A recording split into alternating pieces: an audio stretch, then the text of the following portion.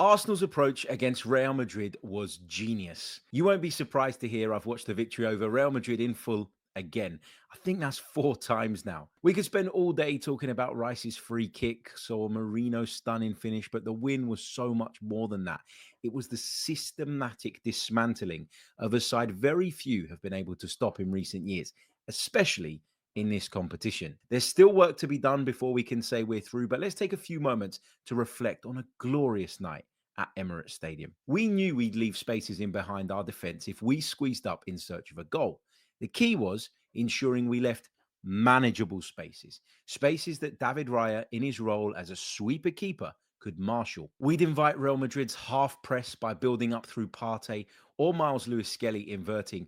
Both of them were so brave in possession, always looking for line breaking passes, and more so in Miles Lewis Skelly's case, willing to drop a shoulder and beat a man, at times carrying the ball through the lines. Beating their half press would often take 3 or sometimes 4 players out of the game, and working the ball early into our most dangerous players restricted Real Madrid's ability to double up on the likes of Saka, Erdegaard, or Martinelli. Marino often dropped deep to create an overload in the central areas, now underpopulated by opposition players, and we created advantages all around the penalty box. As a result, we produced a much higher quality of chance. This is backed up by the fact 11 of our 12 shots in total were on target. Defensively, we had a couple of shaky moments in the first half, especially, but we grew in confidence as the game went on.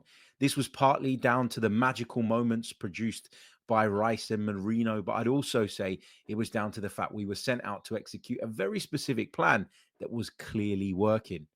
The players deserve all the credit in the world, but tactically, we were on another level. Without the correct execution, you have nothing. But the plan was genius, and for that, all credit to Mikel Arteta and his staff.